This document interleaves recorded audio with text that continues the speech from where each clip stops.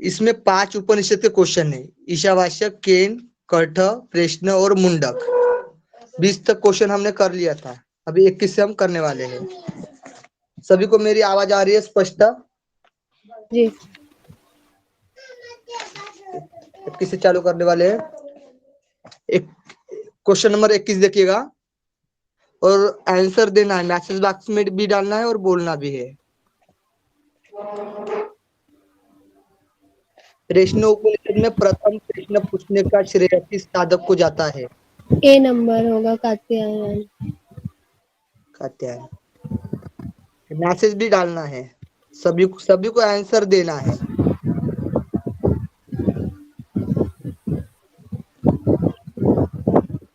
तो जो प्रथम प्रश्न पूछने वाले थे कात्यायन थे, कबंदी कात्यायन। ठीक है, दोनों नाम याद रखना है, कबंदी कात्यायन। तो ए आंसर होता है।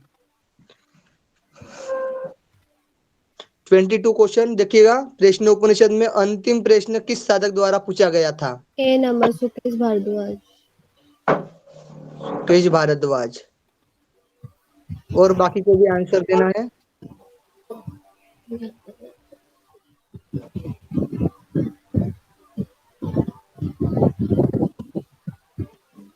ठीक है, तो ए नंबर सुकेश भारद्वाज आता है। लास्ट में प्रश्न पूछे गए थे 6वां नंबर का। ठीक है, 23 वाला क्वेश्चन देखिएगा। प्रश्न उपनिषद में प्राण का संबंध सृष्टि के पक्ष से लिया जाता है? सृष्टि के अवचेतन पक्ष से, सृष्टि के सचेतन पक्ष से, सृष्टि के निश्चेतन पक्ष से या सृष्टि के सार्वभौमिक पक्ष से?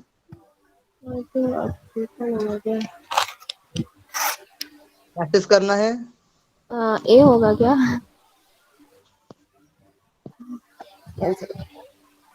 सभी को मैसेज करना है। 23 क्वेश्चन 23 क्वेश्चन बी, सृष्टि के सचेतन पक्ष से, यानी प्राण का संबंध सृष्टि के सचेतन पक्ष से। प्राण और रही से उसका क्या था सर? अचेतन पक्ष। 21 का इसका 21 का कात्यायन, उसको कबंदी भी बोलते हैं। 23 का सृष्टि के सचेतन पक्ष से। सृष्टि के सचेतन पक्ष से, क्योंकि जो पहला क्वेश्चन पूछा था ना, हाँ। जो प्रजापति ने तप करके जो प्राण और सृष्टि की रचना, प्राण और रई की रचना की ना, उससे क्या होता है? सृष्टि की उत्पत्ति होती है ना, तो सचेतन, ठीक है, प्रक्रिया चालू होती है। हाँ। प्राण का संबंध किससे है? सृष्टि के सचेतन पक्ष से है। फिर नेक्स्ट देखते हैं 24 क्वेश्चन। ठीक है, ऊपर करिएगा स्लाइड को तृप्ति जी। हाँ, प्रश्न उपनिषद में पंच प्राण की अवधारणा का उल्लेख कहाँ मिलता है? प्राणमय कोश, आनंदमय कोश, ज्ञानमय कोश या भक्तिमय कोश? 24 क्वेश्चन का आंसर दीजिएगा। सभी को आंसर देना है। प्राणमय कोश। प्रश्न उपनिषद में पंच प्राण के प्राणमय कोश में मिलता है। सभी आंसर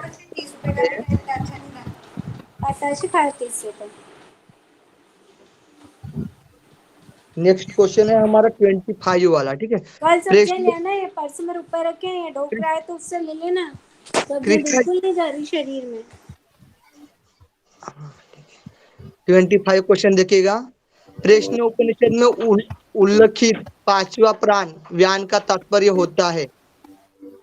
जो 5वां प्राण है व्यान, उसका तात्पर्य क्या होता है? ए ऑप्शन है अंदर की ओर आने वाली हवा, दूसरा है ऊपर की ओर बहने वाली हवा, तीसरा है संतुलनकारी हवा और चौथा है बाहर की ओर बढ़ने वाली हवा। अंदर नहीं, ऊपर की ओर बढ़ने वाली हवा। सभी को आंसर देना है। प्राण व्यान का तात्पर्य संतुलनकारी हवा, संतुलनकारी हवा। देखिएगा बाहर की ओर बढ़ने वाली हवा है, डी आंसर है। अच्छा डी। कैसे? क्योंकि आप पूरे शरीर में है ना, ठीक है, पूरे रोम छिद्र में, सभी पूरे शरीर में है। व्यान व्यान प्राण कहाँ है? हमारे पूरे शरीर में, तो वो बाहर की तरफ जाएगा, ठीक है। तो बाहर की ओर बढ़ने वाली हवा है। कि 26वां देखिएगा, प्रश्न सर उपनिषद में। सर ये अपान वायु की फिर किस तरफ की होगी? वो अभी क्वेश्चन आएगा, नीचे की ओर ऊपर की ओर जाता है वो, ठीक है। देखिए, हाँ, प्रश्न उपनिषद में वर्णित पंच प्राण में समान प्राण का क्या तात्पर्य लगाया जाता है? समान प्राण का, तो पहला है ऊपर की ओर बढ़ने वाली हवा, दूसरा है संतुलनकारी हवा, तीसरा है दूर की ओर जाने वाली हवा, और डी है आगे बढ़ने वाली हवा। समान प्राण बी से संबंधित क्या है? डी होगा। बी बी है, बी। संतुलनकारी हवा, संतुलन करती है वो, ठीक है, बीच में है समान। कहाँ पे? हमारी नाभि में है ना समान वायु, वो संतुलन का काम करती है। प्राण और अपान के बीच है, वो संतुलन का काम करती है, ठीक है। 27वां क्वेश्चन है हमारा, प्रश्न उपनिषद में वर्णित पंच प्राण की अवधारणा में अपान प्राण का क्या अर्थ लगाया जाता है? अपान, पहला है दूर, नीचे और बाहर की ओर जाने वाली हवा, बी है संतुलनकारी हवा, सी है ऊपर की ओर बढ़ने वाली हवा, डी है आगे की ओर बढ़ने वाली हवा। बढ़ने वाली हवा। ए सर। ऊपर की ओर बढ़ने वाली हवा, ऊपर बढ़ती है ना अपान वायु सर। अपान प्राण का क्या ओपन अर्थ नीचे वाला सर, ओपन नीचे वाला भाई सर। ऊपर की ओर बढ़ने वाला हवा है ये। एक मिनट, एक मिनट, ऊपर की सर नहीं, उड़ान ऊपर, ऊपर वाला होगा सर, ओपन नीचे वाला। एक मिनट, हाँ, दूर नीचे होता है, नीचे से ऊपर की ओर बढ़ने वाली हवा होती है। दूर, नीचे, बाहर की ओर जाने वाली हवा, यानी नीचे जाती है ना ये हवा, है ना, तो दूर भी जाती है और सर ऊपर जाती है, अपान वायु ऊपर आती है और इधर से उदान वायु नीचे जाती है। अपान वायु तो ऊपर जाती है सर, ये ऊपर नहीं, की ओर बढ़ने। अपान नीचे जाएगी। अपान वायु नीचे जाती अपान है, नीचे जाती है अपान। हाँ, अपान नीचे जाती है, उदान जो है वो ऊपर। हाँ, देखिएगा, उदान जो है ऊपर उदान जाती है। ऊपर की ओर जाती है, तभी हमारी प्राण निकल जाती है। हाँ, ठीक है, तो उदान ऊपर की ओर जाती है और अपान नीचे की ओर जाती है, ठीक है। तो अपान को नीचे रखना है और उदान को ऊपर रखना है और समान को संतुलन रखना है, ठीक है, और व्यान को पूरे शरीर में रहती तो वो बाहर की ओर रखना है, ठीक है। देखिए 28 क्वेश्चन, प्राण का अर्थ से लेकर चेतना की ओर ऊर्जा तक कई रूपों में लिया जाता है। ध्यान, धारणा, श्वास, मन। तो प्राण का अर्थ क्या है इनमें से? ध्यान, धारणा, श्वास या मन? हाँ तो हाँ सर,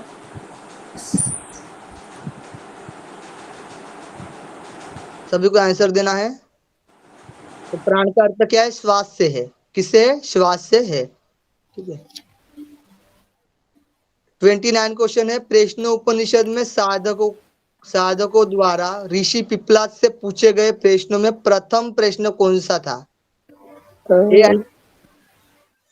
ए ऑप्शन है जीवन की शुरुआत कैसे हुई, बी ऑप्शन है जीवित प्राणी क्या है, सी ऑप्शन है मनुष्य का स्वभाव कैसा है, और डी ऑप्शन है मनुष्य को क्या स्थापित करता है। जी की शुरुआत कैसे हुई? प्रथम प्रश्न पूछा जा रहा है, प्रथम प्रश्न कौन सा है? सभी को आंसर देना है। बी। अच्छा, उसके द्वारा पूछा था। जीवन की शुरुआत कैसे हुई, ये है ऑप्शन और आंसर है। उत्पत्ति तो पहला ही होगा, जीवन की शुरुआत। शुरुआत कैसे हुई? तो ए तो होगा। हाँ, क्योंकि पता है क्या, जब प्रजापति ने तप करके प्राण और रय की उत्पत्ति की ना, तो उससे क्या हुआ? सृष्टि की उत्पत्ति हुई या नहीं? जीवन की शुरुआत हुई या नहीं? तो पहला प्रश्न किसने पूछा था? कबंदी, उसको कबंदी ने पूछा था ना। हाँ, सत्यकाम, कबंदी ने पूछा था। कबंदी ने पूछा था। ठीक है, हाँ, सत्यकाम भी बोलते हैं, ठीक है। नेक्स्ट देखेंगे, स्लाइड के ऊपर करिएगा। 30 क्वेश्चन, 30 नंबर का क्वेश्चन देखिएगा, प्रश्न उपनिषद उपनिषद के पंचम प्रश्न में आत्मा के ज्ञान का प्रथम स्तर क्या बताया गया है? मनुष्य को नैतिक व्यवहार और मानस की दुनिया की ओर गमन। बी है पूर्ण आत्मज्ञान। सी है नैतिक शक्ति और महानता के साथ त्वरित डी पुनर्जन्म। सर, और डी है भय से मुक्ति कर ब्रह्म की ओर गमन। डी एसएमएस बॉक्स में डालना है आंसर, सभी को आंसर देना है। आत्मा के ज्ञान का प्रथम स्तर, तो इसमें बताया गया है कि नैतिक शक्ति और महानता के साथ त्वरित पुनर्जन्म, सी ऑप्शन। 30 नंबर का सी ऑप्शन है, नैतिक शक्ति की ओर, नैतिक शक्ति और महानता के साथ त्वरित पुनर्जन्म। ठीक है, 31 क्वेश्चन देखिएगा। प्रश्न उपनिषद में पंचम प्रश्न में आत्मा के ज्ञान आत्मा के ज्ञान का अंतिम स्तर क्या है? प्रथम हमने देखा, अभी अंतिम स्तर क्या है? तो ए ऑप्शन है पूर्ण आत्मा ज्ञान, पाप मुक्ति, ब्रह्म की दुनिया में पहुंचना। दूसरा है नैतिक शक्ति और महानता के साथ पुनर्जन्म। तीसरा है स्वर्गीय जीवन की उपलब्धि। डी है भय से मुक्ति।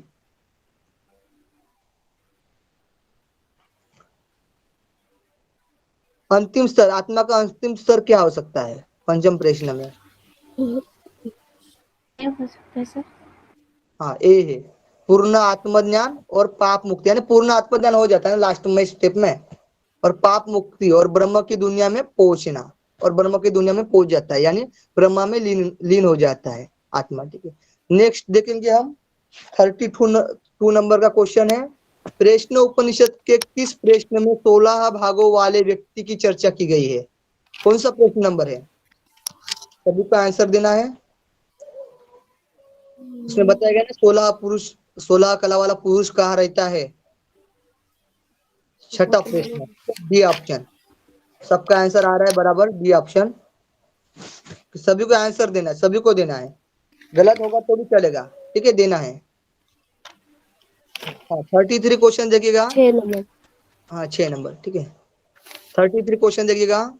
प्रश्न उपनिषद के छठवें प्रसंग, छठे प्रश्न में सृजन का स्वामी किस देवता को माना गया है? इसको सही हाँ, मतलब तो 16 कला उत्पन्न हुई ना, तो सृजन का स्वामी मतलब इन सब का स्वामी कौन है? विष्णु, महेश, इंद्र, प्रजापति, किसकी बात थी प्रश्न उपनिषद में? प्रजापति। हाँ, प्रजापति से ही उत्पन्न हुए सभी। ठीक है, 34 क्वेश्चन है। निम्नलिखित में से कौन सा उपनिषद अनुवादित उपनिषदों में सर्वाधिक व्यापक है? व्यापक कौन सा है? तो श्वेता श्वेतंबर, मुंडक उपनिषद, कठोपनिषद या बृहदारण्यक उपनिषद? बृहदारण्यक उपनिषद। व्यापक बोल रहा है, सभी चीजें उसमें इंक्लूड हो सकती है। देखिए, थोड़ा सा ध्यान दीजिएगा। ए नंबर। मुंडक में क्या क्या बताए गए हैं? मुंडक उपनिषद है। अच्छा, मुंडक।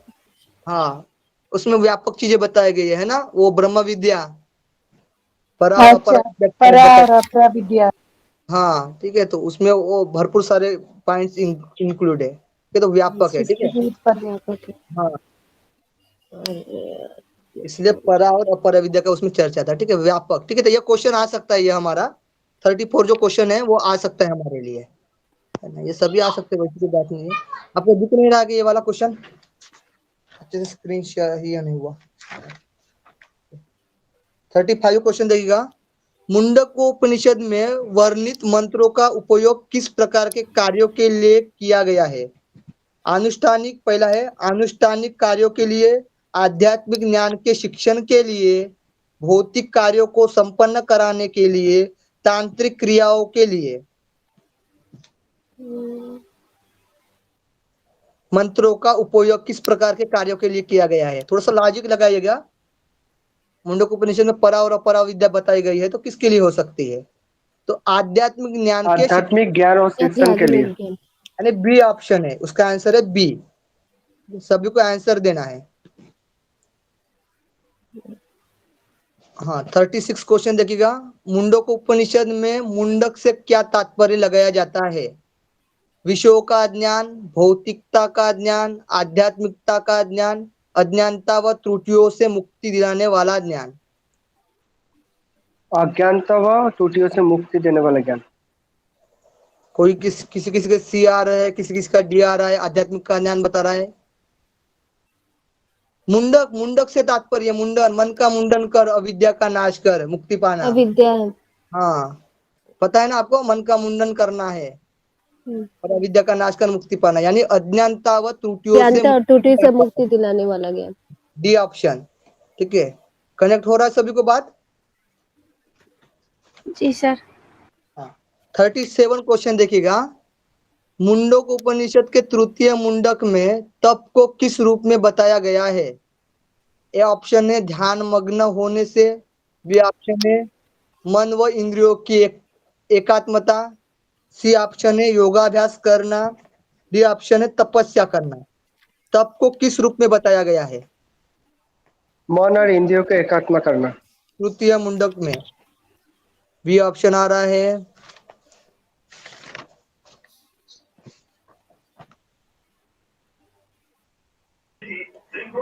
बी ऑप्शन आ रहा है, ठीक है, बी ऑप्शन। ठीक है, मन व इंद्रियों की एकाग्रता, मन व इंद्रियों की एकात्मता। ठीक है। हाँ 38 का क्वेश्चन देखिएगा। ज्ञान रूप तप के द्वारा ब्रह्म कुछ लिखा मिल जाएगा को प्राप्त करता है। कर्म को, मन को, लौलिकता को या उपचय यानी स्थूलता को। ज्ञान रूप तप के द्वारा ब्रह्म कुछ को प्राप्त होता है। किसको प्राप्त होता है?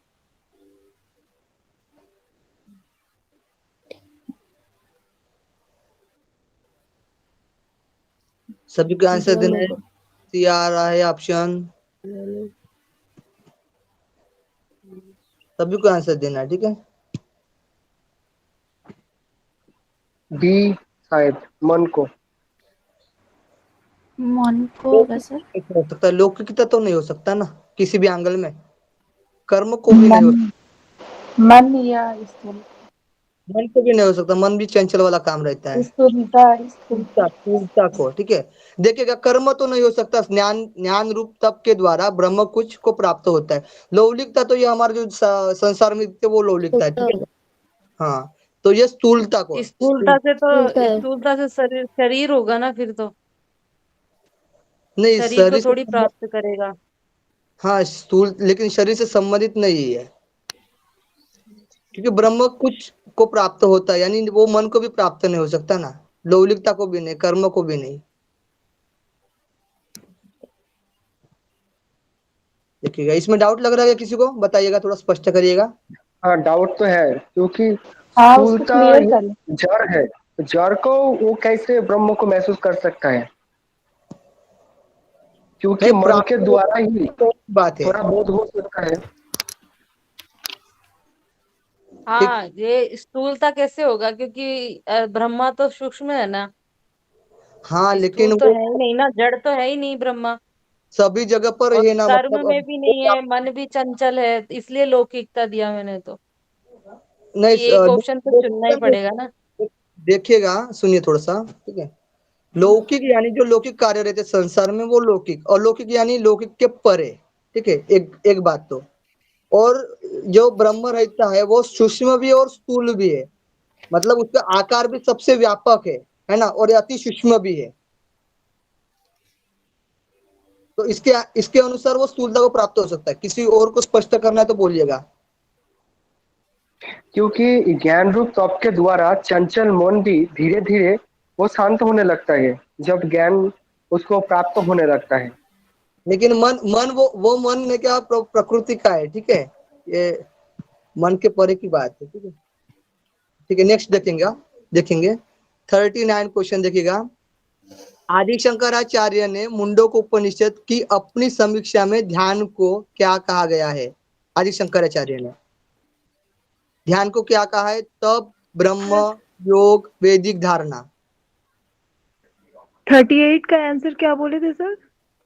और डी ऑप्शन है, अभी बुक में दिया है डी ऑप्शन। उसको थोड़ा सा, अभी मुझे भी डाउट लग रहा है, लेकिन उसमें चेक कर लीजिएगा। ठीक है। जी जी। हाँ, क्योंकि हम भी श्योर नहीं है।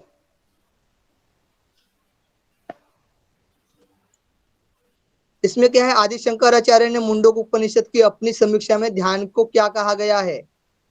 वैदिक धारणा। ब्रह्म योग वैदिक धारणा। सब सभी को आंसर मैसेज बॉक्स में भी डालना है, बोलना भी और मैसेज बॉक्स में भी डालना है। एक ही ऑप्शन आया है, ए आया है, डी आया है, ए आया है, डी आया है, कोई सी क्यों नहीं दे रहा है? इसमें सी ऑप्शन योग है। की बात हुई नहीं इसमें, इसलिए। हाँ, लेकिन आदि शंकराचार्य ने मुंडक उपनिषद की अपनी समीक्षा में ध्यान को क्या कहा गया है? इसमें ऑप्शन में सी बताया है, योग। सी होगा सर इसमें। हाँ, सी।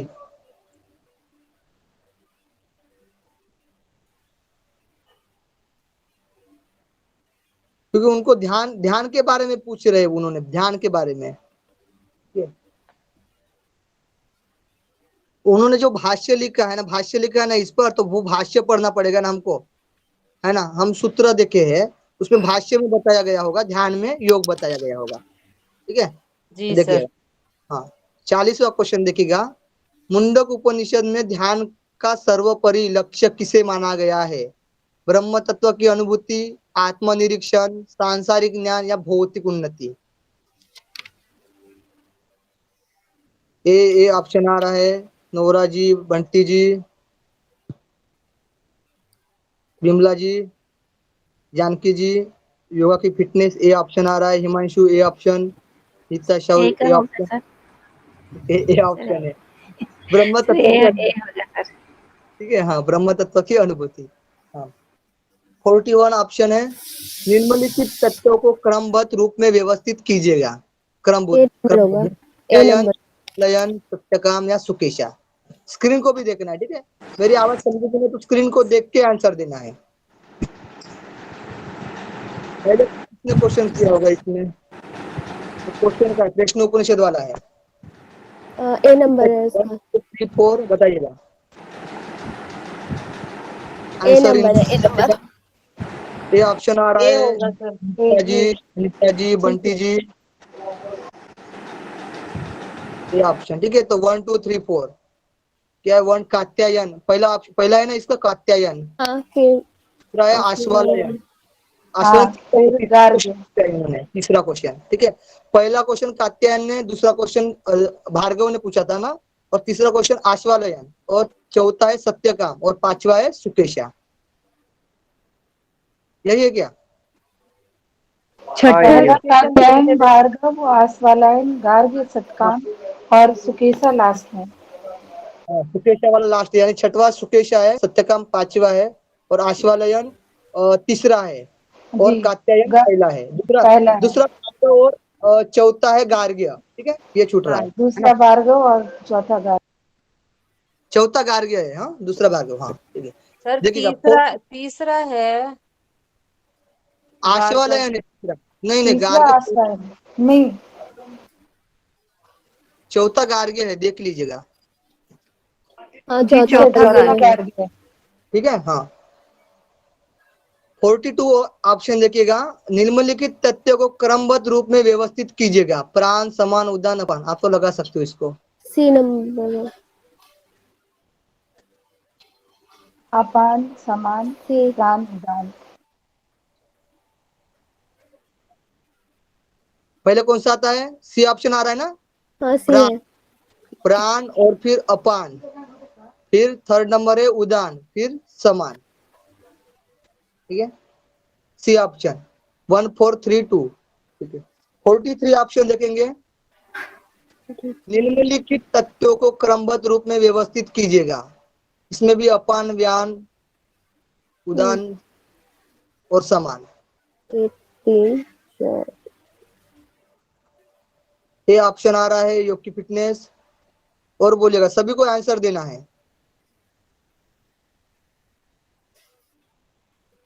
पहला आता है अपान, अपान, फिर उदान, चौथा आता है समान, और पांचवा आता है व्यान। ठीक है, ए ऑप्शन। और भी क्वेश्चन देखेंगे। प्रश्न उपनिषद में उपनिषद से संबंधित है। क्या क्या है? प्रश्न प्रति, दिखता भी नहीं अच्छे से। हाँ, प्रश्न प्रतिका, प्रश्न प्रतिवाका वाकानम। एक मिनट ये स्क्रीन में मुझे दिख नहीं रहा है। दो हो गए। प्रश्न उपनिषद से संबंधित है। प्रश्न प्रतिवाकानम और प्राणोपनिषद, वल्लीपोनिषद, शत प्रसन्ना उपनिषद। प्रश्नोपनिषद से प्राणोपनिषद पता है ना, और प्राणोपनिषद बी होगा। पुट दिया हुआ है। 3 आते हैं, 3 कौन सा नहीं है ये बताइएगा। ये थर्ड नंबर वाला नहीं है। थर्ड नंबर वाला वल्लीपोनिषद, ठीक है। ये तो हमें सुनने में भी नहीं आया था, ठीक है। तो 1, 2 और 4, 1, 2, 4 कौन से ऑप्शन में है? 1, 2, 4 बी नंबर। ठीक है। कृष्णा गुप्ता, ठीक है, गुड। हाँ चलो 45। सर जो अभी सर स्लाइड को थोड़ा ऊपर करेंगे क्या, जो इससे हाँ, पहले वाला क्वेश्चन था बताइएगा। 44 नंबर का। हाँ, उसके जो 44 पहला दूसरा और चौथा। पहला दूसरा और चौथा था, तो जो पहला और जो चौथा नंबर का जो ऑप्शन था वो बुक में दिया हुआ है। ये प्रश्न प्रतिकावानम और हाँ बिल्कुल, प्रश्न से संबंधित है ना, प्रश्न से संबंधित है, ठीक है। इसमें ऑप्शन देखना है। कभी कभी क्या होता है, ऑप्शन 3 दिख रहे हैं तो हम उसको कनेक्ट करेंगे उपनिषद से, है ना, और लगाना है। सर इसके बारे में बुक में कहाँ दिया हुआ है? जैसे इसको इसलिए वाकानम में जस्ट तीन सेम नाम क्वेश्चन दिया मेरा गया था। है। नहीं, बुक में नाम दिया या नहीं है, कोई किसी किसी बुक में होगा, ठीक है। मतलब कोई स्पष्टीकरण लिखने वाले हैं ना, वो लिखते हैं, तो उनमें से जैसे वो ये प्रश्न वाला दिया हुआ है। गुरुजी है ना कि प्रश्न उपनिषद से संबंधित है, तो ये हाँ, तीनों कहाँ आया है, मतलब कैसे संबंधित है, ये थोड़ा क्लियर कर लीजिए। इनका नाम है। ये देखिए, ये प्राणोपनिषद तो पता है आपको, प्राण का हाँ, प्रजापति ये तो पता है कि प्राण। और प्रसन्न उपनिषद, ठीक है। और ये प्रश्न से संबंधित ना, प्रश्न, इसमें प्रश्न उपनिषद में प्रश्न की बातें कही गई है, प्रश्न की बातें कही इस गई तरह का है। मतलब अपने तरफ से ये ऐसा क्वेश्चन बनाया गया है या बुक में था? ये है। देखिए, अलग अलग लोग अलग अलग स्पष्टीकरण करते हैं, है ना, अलग अलग बुक में अलग अलग दिया होता रहता है।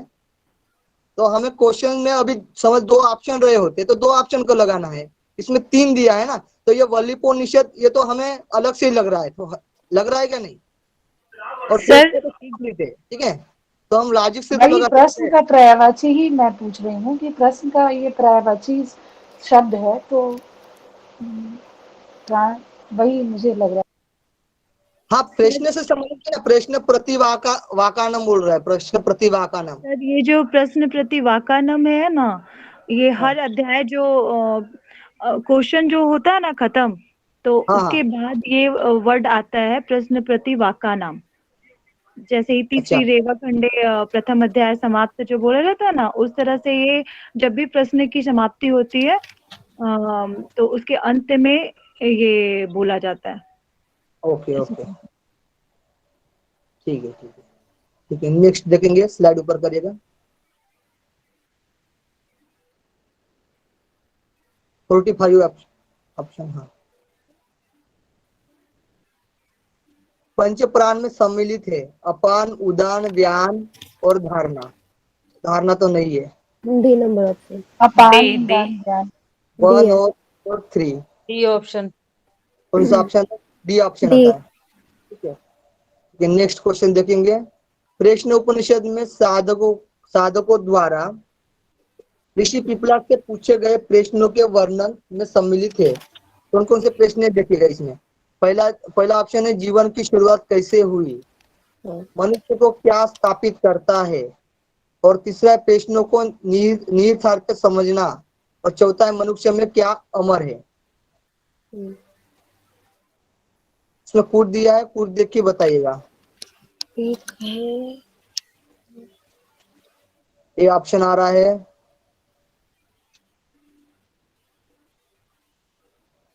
यही होगा। ए में क्या है, 1 2 3, मतलब मनुष्य में क्या अमर है, ये तो बताया नहीं है ना। प्रश्नों को निहितार्थ समझना है, जीवन की शुरुआत कैसे हुई है और मनुष्य को क्या स्थापित करता है। नेक्स्ट देखेंगे 47वां, निम्नलिखित कथनों को क्रमबद्ध रूप में व्यवस्थित कीजिए। ऊपर करिएगा थोड़ा, हेलो, स्क्रीन को ऊपर करिएगा।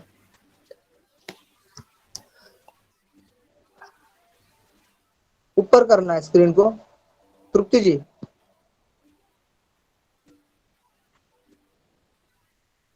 हाँ, और करना है, ओके।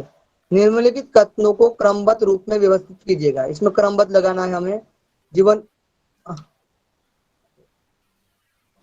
स्लाइड नहीं दिख रही अरे स्क्रीन चली गई।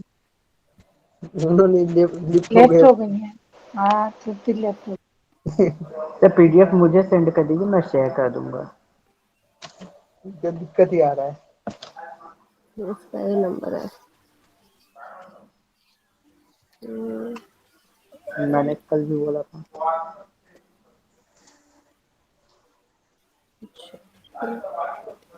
मैं शेयर करूँ क्या?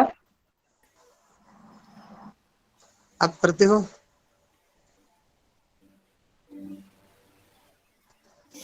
ठीक है, करिए फिर जल्दी से। सेंड करिए ना सर। तृप्ति आ गई। ठीक है, कर देता हूँ। आ गया।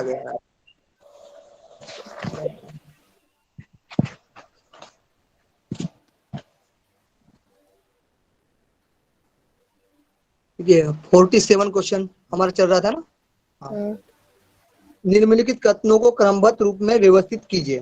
पहला है, ये हुआ था क्या? नहीं, होने हुआ है, ये ए नंबर हम बोले ऑप्शन। ठीक है, देखिए जीवन की शुरुआत कैसे हुई, पहला है। दूसरा है मनुष्य का स्वभाव क्या है और कैसा है। तीसरा ऑप्शन है एक जीवित प्राणी क्या है। चौथा ऑप्शन है मनुष्य को क्या स्थापित करता है। उसमें फुट दिया है, फुट देख के बताइएगा। ए नंबर। ए नंबर आ रहा है 47 का। ए नंबर, जीवन की शुरुआत कैसे होती है, मतलब लाइन से है। ठीक है, नेक्स्ट क्वेश्चन देखेंगे 48 क्वेश्चन। निम्नलिखित कथनों को क्रमबद्ध रूप में व्यवस्थित कीजिए। इसमें भी क्रमबद्ध रूप में करना है। पहला है ध्यान क्या है और ध्यान क्यों। मनुष्य को क्या स्थापित करता है। तीसरा है मनुष्य में क्या अमर है। चौथा है एक जीवित प्राणी क्या है। इसमें भी सीक्वेंस करना है।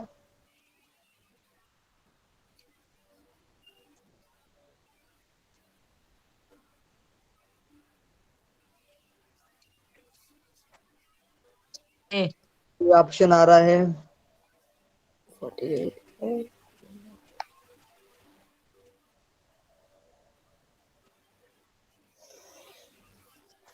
इसमें ऑप्शन है 48 है ना हमारा, ए ऑप्शन है। ठीक है, 48वां ए, मतलब पहले एक जीवित प्राणी क्या है आता है पहले। ठीक है, फिर दूसरे में क्या आएगा, दूसरे में आएगा मनुष्य को क्या स्थापित करता है, मनुष्य को क्या स्थापन करना है। और ए नंबर फर्स्ट नंबर वाला है ध्यान क्या है और ध्यान क्यों करे। ठीक है, तो चौथे में बता रहा है, लास्ट वाला हमारा तीसरा मनुष्य में क्या अमर है। लास्ट में क्या है, मनुष्य में क्या अमर है, अमर वाला लास्ट में आएगा। ठीक है, ऐसे कुछ हम एनालिसिस कर सकते हैं। 49 क्वेश्चन, ऊपर करेगा स्लाइड को। निम्नलिखित कथनों को क्रमबद्ध रूप में व्यवस्थित करिए। इसमें भी वही है, वही चीजें बता रहे हैं। जीवन शरीर में प्रवेश करने के बाद कैसा रहता है। पैदा होने पर जीवन शरीर में कैसा आता है और जीवन का जन्म कहाँ हुआ है। जीवन का प्रकृति और इंद्रियों से संबंध, ये आप इसमें बताना है। सीक्वेंस से लगाना है। ठीक है, इसमें ए ऑप्शन है, ए ऑप्शन सभी को आंसर देना है। ए ऑप्शन, ए ऑप्शन में क्या बता रहा है, तीसरा नंबर बता रहा है जीवन का जन्म कहाँ हुआ है, मतलब पहले क्या होता है, जीवन का जन्म कहाँ हुआ है। दूसरे में पैदा होने पर जीवन शरीर में कैसे आता है, यानी पहले जीवन का जन्म कहाँ हुआ है, फिर पैदा होने पर। ठीक है, पैदा होने पर जीवन शरीर में कैसे आता है। फिर जीवन शरीर में प्रवेश करने के बाद कैसे रहता है, अभी उसकी प्रक्रिया कैसे रहेगी। फिर जीवन का प्रकृति और इंद्रियों से संबंध, फिर इंद्रियों से संबंध। ये समझ रहा है ना क्वेश्चन के आंसर? हेलो, किसी को डाउट लगे तो पूछना। जी सर, समझ में। जैसे हमने भगवत गीता में पढ़े थे ना, थोड़ा सा वो सीक्वेंस रहता है। पहले क्या आता है? इंद्रिय विषय, ठीक है, फिर काम, कामात क्रोध, क्रोधात मोह, मोहात क्या है? स्मृति भंग, स्मृति भंगात बुद्धिनाश, बुद्धिनाश तो सर्वदाग। वैसे ही इसमें क्या बता रहा है? इंद्रिया पहले जन्म कैसे लेता है, फिर किससे संबंधित होता है, ऐसे स्टेप बाय स्टेप लगा रहा है।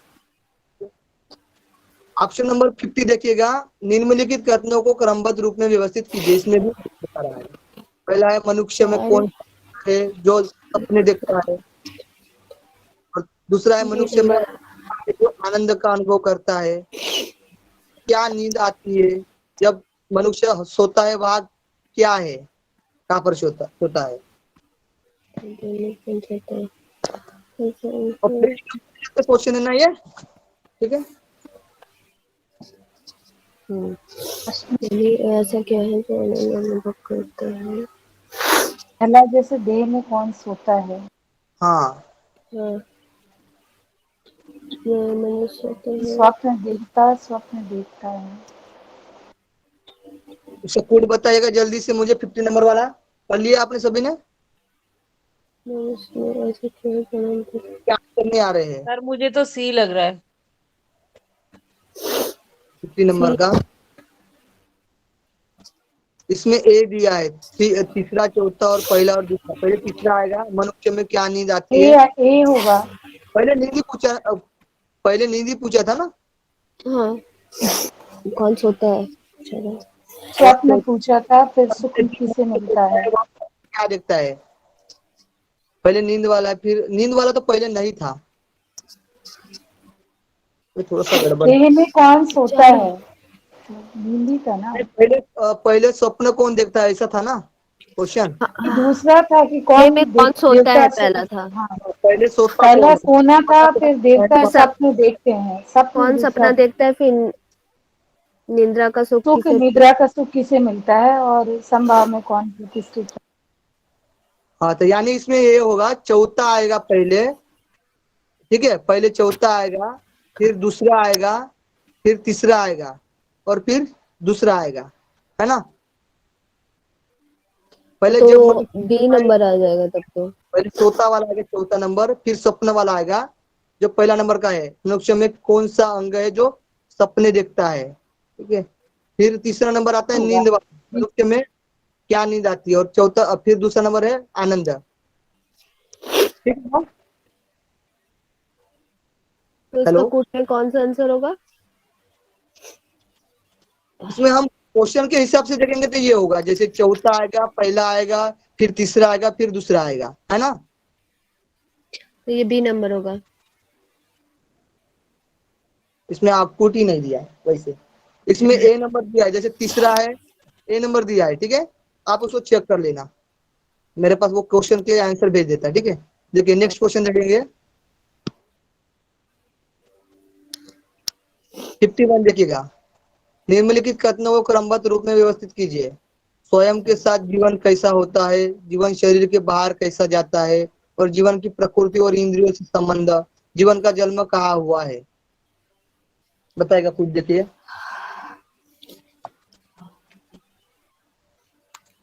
जीवन का जन्म कहाँ हुआ है, जीवन की प्रकृति और इंद्रियों से संबंध, जीवन शरीर के बाहर कैसा जाता है, और स्वयं के साथ जीवन कैसा होता है। सभी को आंसर देना है।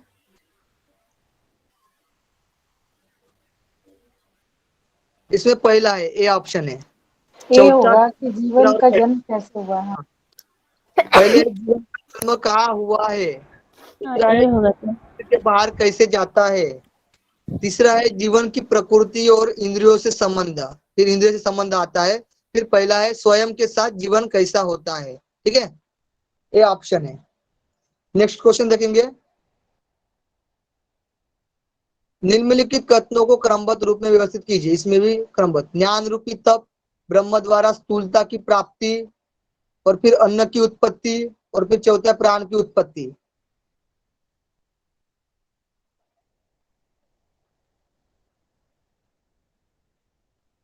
इसमें ए ऑप्शन है, ज्ञान रूपी तप, दूसरा है ब्रह्म ब्रह्म द्वारा स्थूलता की प्राप्ति, इसमें दिया है स्थूलता की प्राप्ति। तीसरा है अन्न की उत्पत्ति, चौथा है प्राण की उत्पत्ति। नेक्स्ट देखेंगे 53। निम्नलिखित कथनों को क्रमबद्ध रूप में व्यवस्थित कीजिए। कर्मफल की उत्पत्ति, अन्न की उत्पत्ति, लोक की उत्पत्ति और सत्य की उत्पत्ति।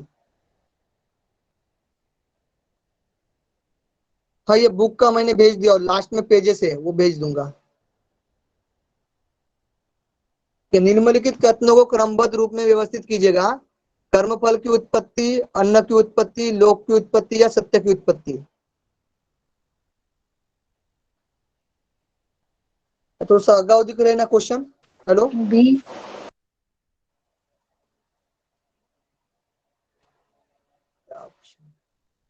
हेलो, क्वेश्चन अलग थोड़ा सा लग रहा होगा तो हम दूसरे क्वेश्चन देखेंगे, इसमें लिख के रखा हो दूसरे वाले, ठीक है।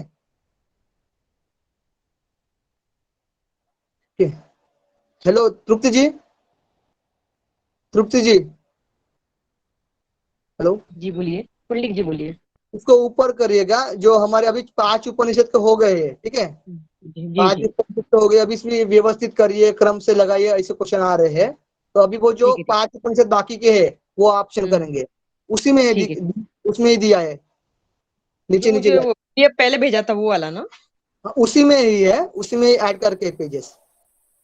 मीन्स यही PDF में है क्या? ऊपर करूँ क्या?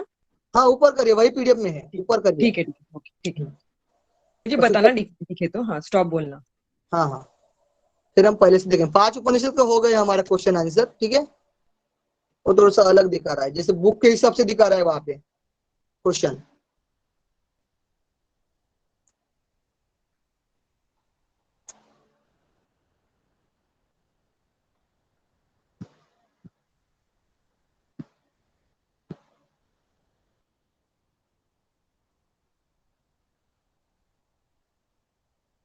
हाँ एक मिनट नीचे करेगा, इसको देख लेंगे, ये क्वेश्चन आए हुए हैं, इसको देख लेंगे। हाँ ऊपर करिएगा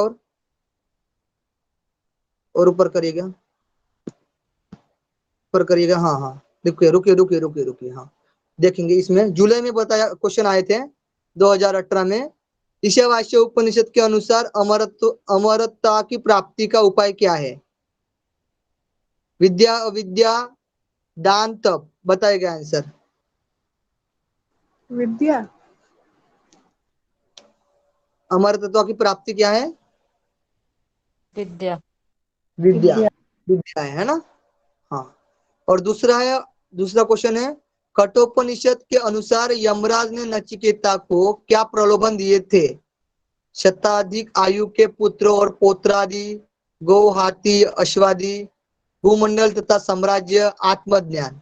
बताएगा इसमें कौन सा नहीं हो सकता है? तो ए ऑप्शन होगा। खड़ा हो। 1, 2 और 3 ये ऑप्शन है ना। आत्मज्ञान का प्रलोभन नहीं दिया था, वो क्वेश्चन ही था उसका, ठीक है। तीसरा देखेंगे, प्रश्न उपनिषद के अनुसार मनुष्य को विभिन्न लोकों में ले जाने का कार्य कौन करता है? प्राणवायु, उदान वायु? उदान वायु। उदान वायु। उदान वायु। कौन सा वायु करता है विविध लोकों में लेके जाने वाला? उदान वायु। मूर्ति को पता उदान चलता है, उदान वायु। उदान वायु, ठीक है। नेक्स्ट क्वेश्चन देखेंगे, इसमें अभिकथन वाला है। पहला देखिएगा अभिकथन वाला।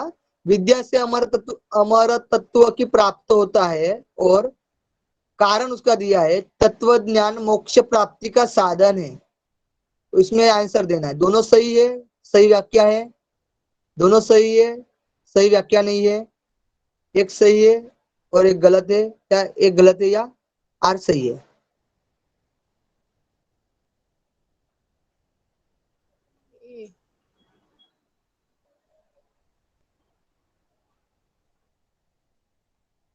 कौन सा आंसर हो सकता है? विद्या से अमरत्व प्राप्त होता है, आर है कारण दिया है, कारण की तत्वज्ञान मोक्ष प्राप्ति का साधन है। इसमें तो ये होना चाहिए ना, ये होगा ना। हाँ,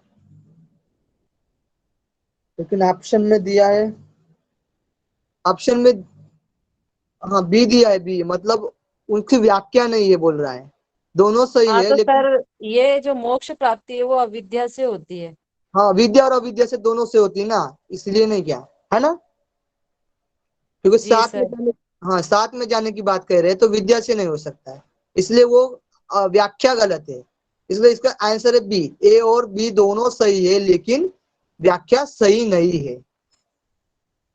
पांचवा देखेंगे इसमें, ऊपर करिएगा तो नीचे करिएगा अभी, हाँ सातवां देखेंगे, हाँ पांचवा देखेंगे। कठोपनिषद में कितनी प्रधान नाड़ियां का वर्णन किया गया है? 101 नाड़ी। 101।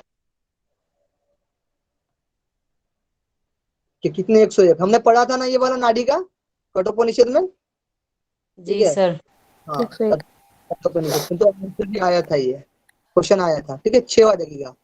प्रश्न उपनिषद के अनुसार रई के अंतर्गत निम्नलिखित में से किनका संयोजन शामिल है?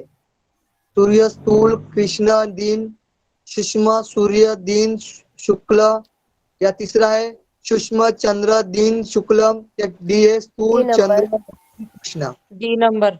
B number. हाँ क्योंकि सूर्य तो हो नहीं सकता, इसको कैंसिल ही करना है ना, और शुक्ल भी नहीं हो सकता, इसको भी कैंसिल करना है, तो क्या आता है? स्थूल चंद्र रात्रि और कृष्ण।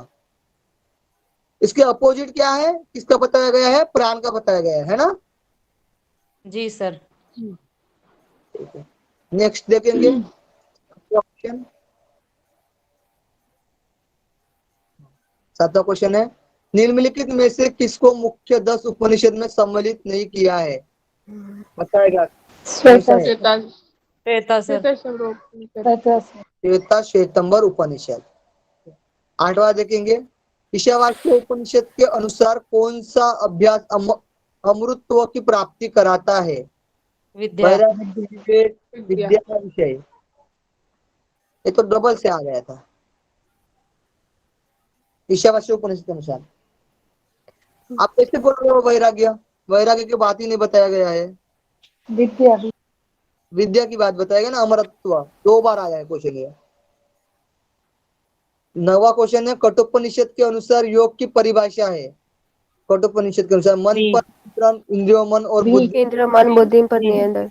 इंद्रिय और बुद्धि पर नियंत्रण, या शरीर और मन पर नियंत्रण, बताइएगा। इंद्रिय मन और बुद्धि पर इंद्रिय नियंत्रण। मन और बी नंबर। इंद्रिय और बुद्धि पर नियंत्रण है, इंद्रिय और बुद्धि पर।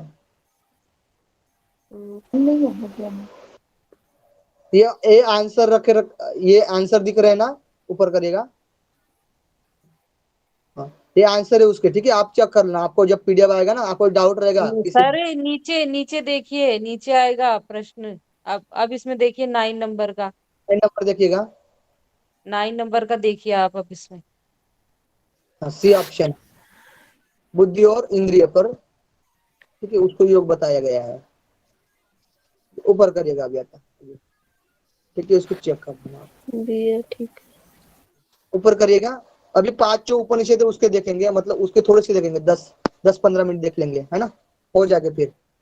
फिर वो कंफ्यूज करने वाले क्वेश्चन आएंगे, वो नहीं करेंगे। देखिएगा, ये ऑप्शन है पहला नंबर, उपनिषद में सबसे छोटा उपनिषद किसे माना जाता है? मांडुक्य। सभी को आंसर देना है। मांडुक्य उपनिषद, ठीक है। सबसे छोटा कौन सा है? मांडुक्य। और सबसे बड़ा? बृहदारण्य। दूसरा ऑप्शन देखिएगा, मांडुक्य उपनिषद किस प्रकार की शैली में लिखा गया है? किस प्रकार की शैली में लिखा गया है मांडुक्य उपनिषद? विस्तृत। ए नंबर। गद्य शैली या पद्य शैली या मिश्रित शैली, या इनमें से कोई नहीं? गद्य शैली में मांडुक्य लिखा गया है। गद्य शैली में। गद्य शैली में लिखा गया है मांडुक्य उपनिषद, ठीक है, गद्य शैली। ए ऑप्शन है, मतलब ए आंसर है इसका 2 नंबर का। तीसरा ऑप्शन है, मांडुक्य उपनिषद के स्थान से उद्देश्य से लिखा गया है। किस स्थान से उद्देश्य से लिखा गया है? अथर्ववेद। स्थापन से, हाँ। कौन से वेद से संबंधित है मांडुक्य उपनिषद? अथर्ववेद। अथर्ववेद। हाँ अथर्ववेद से संबंधित है, ठीक है। चौथा ऑप्शन है, ऊपर करिएगा, तृप्ति जी, कौन सा उपनिषद, देखिए हाँ, हो गया, हाँ ऊपर करेगा थोड़ा और, हाँ कौन सा उपनिषद हिंदू धर्म और बौद्ध धर्म के मध्य कालक्रम और दार्शनिक संबंधों पर आधारित ग्रंथों में से एक है? हिंदू और बौद्ध धर्म के मध्य कालक्रम कौन सा उपनिषद है? पता पढ़े भी नहीं नहीं, सर। पता नहीं होगा ये तो। मांडुक्य उपनिषद, मांडुक्य उपनिषद कौन सा है? मांडुक्य, ठीक है, हाँ। पांचवा है, मतलब क्वेश्चन आएगा तो हम लगा सकते हैं। पांचवा क्वेश्चन है, रानाडे ने मांडुक्य उपनिषद की समय सीमा क्या निर्धारित की है? रानाडे के अनुसार मांडुक्य उपनिषद की समय सीमा क्या हो सकती है? पहली शताब्दी, दूसरी शताब्दी, या पांचवी शताब्दी, या चतुर्थ शताब्दी? 5वीं शताब्दी। 5वीं शताब्दी। 5वीं शताब्दी, ठीक है, मांडुक्य उपनिषद 5वीं शताब्दी का है। तो हम समझ सकते हैं कि हिंदू और बौद्ध के बीच आएगा ये, ठीक है, 5वीं शताब्दी में। मांडुक्य उपनिषद में चेतना की कितने प्रकार की अवस्था का वर्णन किया गया है? चेतना कितनी अवस्था है? 4 प्रकार की अवस्था। सावा क्वेश्चन का आंसर दीजिएगा। 4 प्रकार की, कौन कौन सी है? जागृत अवस्था और पूर्ण। स्वप्न। और तुरैया। पहली है वैश्वानर, फिर है ऐश्वन है, तेजस, प्राज्ञ, वही होगा आकार, उकार, मकार और ओम की पूर्ण। उसको ऐसे शॉर्ट में बोलते हैं। स्लाइड गया क्या? हेलो, स्लाइड स्लाइड नहीं दिख रहा सर। वो लिफ्ट हो गई। उसका नेटवर्क इशू हो जाता है बार बार। जिनके पास नेटवर्क हो उनको दिया कीजिए आप। हाँ, अभी वैसे करूंगा। आएगी क्या? नहीं। नंदिता जी, आप शेयर करोगी? हाँ मैं, आप ओके ओके। कर लो।